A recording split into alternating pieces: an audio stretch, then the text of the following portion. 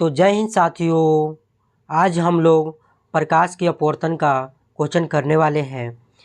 जिनको 2026 में matric exam देना है उनके लिए बहुत ही इम्पोर्टेंट ये वीडियो होने वाली है। इसमें से आपको 5 क्वेश्चन आपके बोर्ड में ज़रूर आएगा।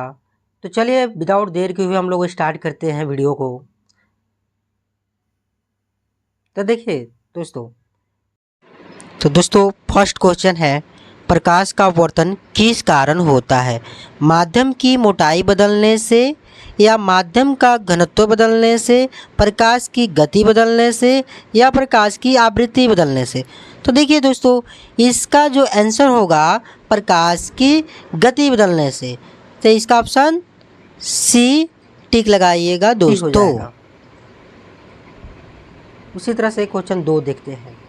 जब प्रकाश की किरण हवा से कांच में जाती है तो वह लंब से दूर झुकेगी, लंब की ओर झुकेगी, सीधी रेखा में जाएगी या अपवर्तित नहीं होगी।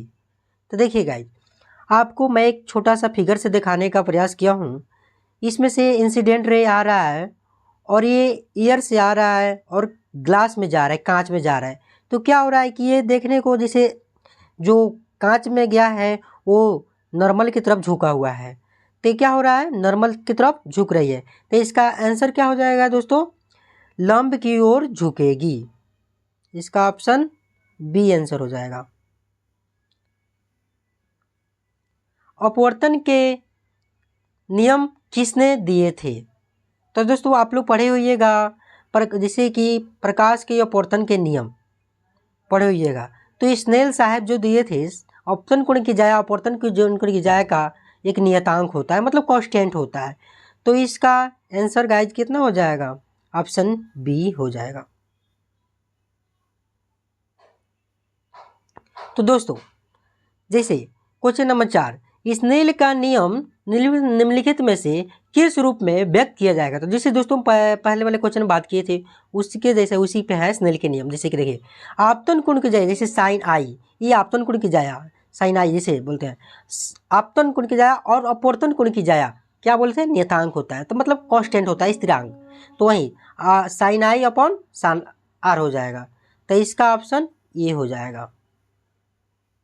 तो देखिए, वायु का अपवर्तनांक लगभग कितना होता है दोस्तों? तो वायु का अपवर्तनांक जो होता है ना दोस्तों, वो 1.0 होता है। तो इसका ऑप्शन क्या हो जाएगा दोस्तों, ऑप्शन बी हो जाएगा। फिर दोस्तों आपसे पूछा है जल का अपवर्तनांक कितना होता है?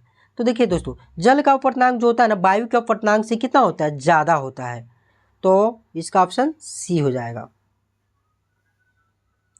क्वेश्चन नंबर 7, प्रकाश की गति सर्वाधिक होती है जल में, वायु में, कांच में, हीरे में? तो दोस्तों हम लोग पढ़े थे जैसे प्रकाश की परिवर्तन में ही पढ़े थे, जैसे प्रकाश की चाल क्या होती है, 3 लाख किलोमीटर पर सेकंड होता है जैसे। तो उसी तरह से प्रकाश की चाल क्या होता है, हवा में या निर्वात में क्या होता है, ज़्यादा होता है। तो इसमें सर्वाधिक किस में होता है प्रकाश की गति, वो पूछा है। तो इसका आंसर ऑप्शन बी हो जाएगा, हवा में, मतलब वायु में।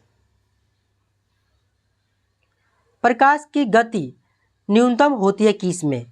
तो देखिए दोस्तों, प्रकाश की जो गति होती है ना, सबसे ज़्यादा वायु में होता है, मतलब निर्वात में होता है, और सबसे कम पूछा है तो दोस्तों हीरे में होता है सबसे कम। तो इसका ऑप्शन सी हो जाएगा।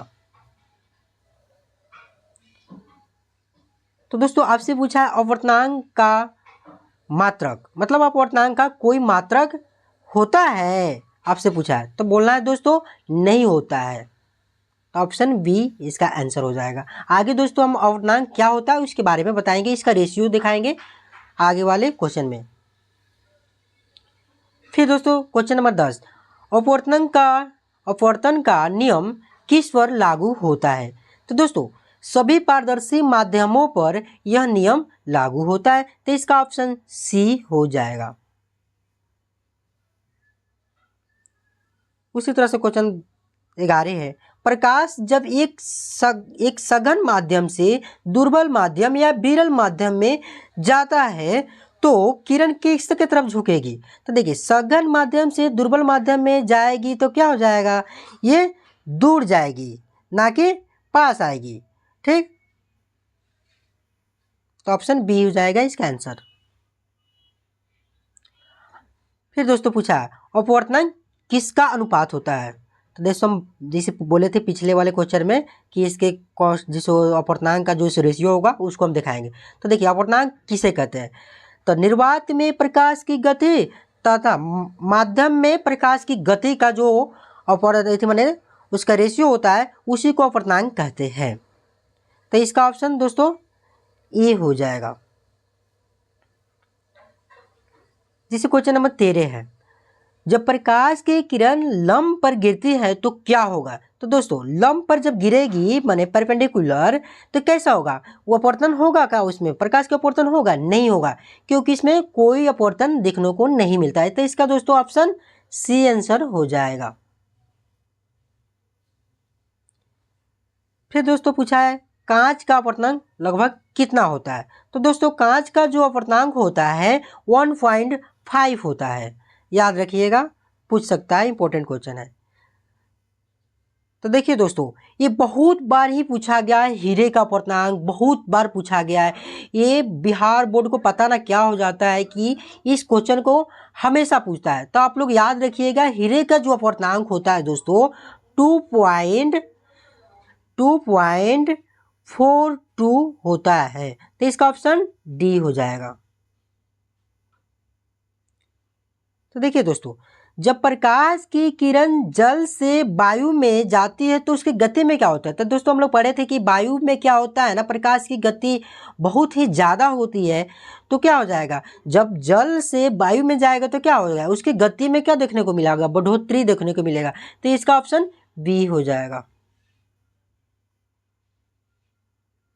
तो देखिए क्वेश्चन नंबर 17, कौन सा यंत्र मतलब अपवर्तन सिद्धांत पर आधारित है। तो दोस्तों देखिए ये जिसमें माइक्रोस्कोप, दूरबीन, प्रिज्म, ये सारे क्या होते हैं अपवर्तन के सिद्धांत पर आधारित होते हैं। तो इसका ऑप्शन कितना हो जाएगा, डी ऑल ऑफ एबव।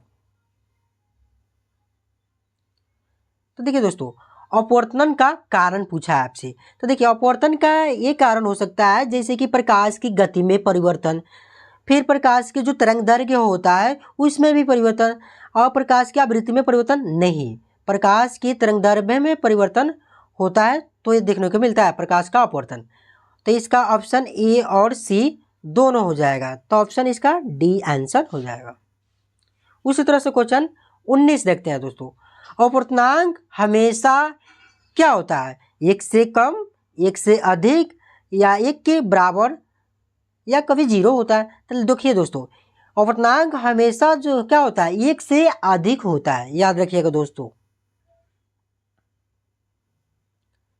चलिए दोस्तों हम क्वेश्चन नंबर 20 करते हैं, अपवर्तन नियम का दूसरा नाम क्या है। तो देखिए दोस्तों हम लोग स्नेल के नियम पढ़े थे ना, तो वही है अपवर्तन का जो नियम होता है दूसरा, उसका जो दूसरा नाम होता है स्नेल का नियम।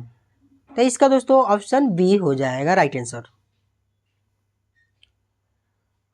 उसी तरह से क्वेश्चन 21 है, अपवर्तन में आवृत्ति क्या होती है, घटती है या बढ़ती है, अपवर्तित रहती है।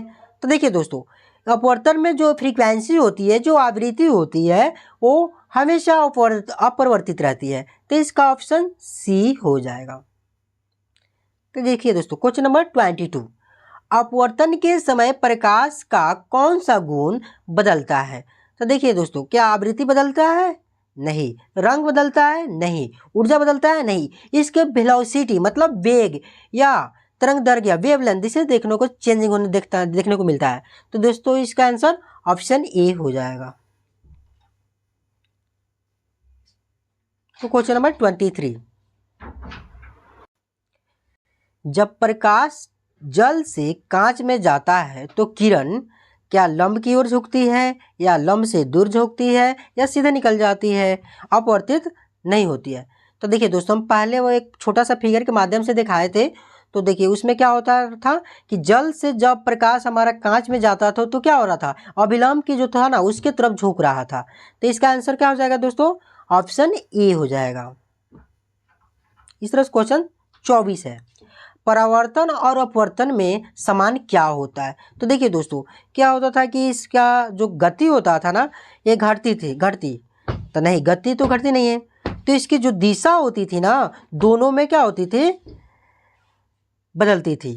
इसके दिशा में परिवर्तन होता था, परावर्तन और अपवर्तन में। तो इसका ऑप्शन बी हो जाएगा राइट आंसर। क्वेश्चन नंबर 25 देखते हैं दोस्तों।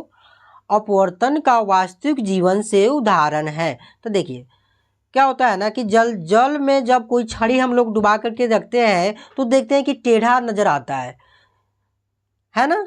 तो उसी तरह से इसका ऑप्शन ए हो जाएगा राइट आंसर। तो दोस्तों ये सारे क्वेश्चन जितने किए हैं ये आपके लिए बहुत ही इंपॉर्टेंट है, इसको आप लोग याद रखिएगा। इसमें से आप लोग को 5 से 6 क्वेश्चन जरूर आएगा बोर्ड एग्जाम में। तो देखिए दोस्तों ये वीडियो अगर अच्छा लगा होगा तो लाइक कीजिएगा और सब्सक्राइब कीजिएगा, और अपने जो साथी है उनको भी एग्ज़ाम देना है तो उनको शेयर कीजिएगा दोस्तों। थैंक यू दोस्तों, तो मिलते हैं नेक्स्ट वीडियो में। जय हिंद।